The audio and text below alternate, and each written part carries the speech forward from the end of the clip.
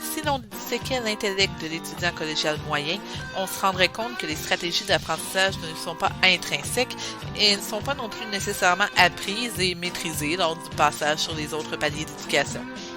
Alors comment fait-on pour opérer lors du passage en ligne? Salut les profs! Aujourd'hui, on parle de stratégie de rétention et de la mémoire. Beaucoup de théoriciens se sont penchés sur l'étude de la mémoire. En apprentissage, on parle souvent de stratégies cognitives, soit de manière diverse d'amener l'information à être traitée et à se stocker dans la mémoire à long terme. Si l'écoute, la compréhension et la qualité de l'environnement d'apprentissage apparaissent comme des éléments clés de ce processus, la prise d'une certaine forme de notes s'impose souvent comme un incontournable pour soutenir les travaux de compréhension et de mémorisation, soit ce qu'on appelle la rétention d'informations. En ligne, c'est là que le bât blesse.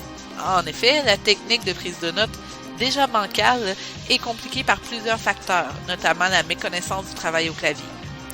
En plus, de fausses assumptions peuvent venir obscurcir le jugement des étudiants sur les stratégies efficaces. Certains pourraient penser, par exemple, que l'enregistrement du cours les sauve de la prise de notes ou que le document visuel, souvent une présentation PowerPoint, assure une bonne compréhension des concepts. Alors, comment fait-on pour aider l'étudiant? Eh bien, s'il n'existe pas de méthode magique, quelques principes de base se dégagent des études sur le sujet, soit que l'étudiant doit être impliqué dans son outil d'étude, c'est-à-dire qu'il doit aider à sa construction et se l'approprier.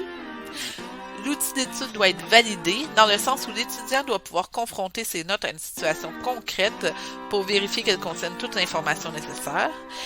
Et l'outil d'étude doit être efficace, c'est-à-dire qu'il doit permettre une consultation rapide et une réponse claire en un minimum de temps.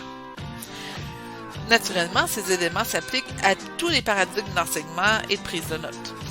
En apprentissage en ligne, l'enseignant pourrait commencer par rappeler les principaux raccourcis de clavier, comme la capture d'écran et le copier-coller.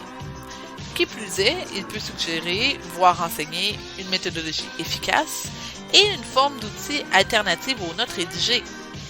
Certaines parties de synthèse pourraient, par exemple, être construites de façon collaborative pour augmenter l'implication d'étudiants sur un tableau blanc, par exemple, ou bien schématisées à l'aide d'une application.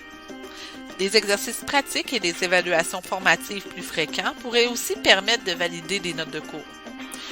Aussi, pourquoi ne pas ouvrir aux étudiants un local virtuel d'études ou un espace collaboratif pour des questions comme un forum? D'ailleurs, pourquoi ne pas développer des outils qui pourraient servir à la fois en enseignement en ligne et à distance? Après tout, l'étude, c'est de l'étude. Comme d'habitude, n'hésitez pas à consulter si vous avez des questions et bonne réflexion. Bye les profs!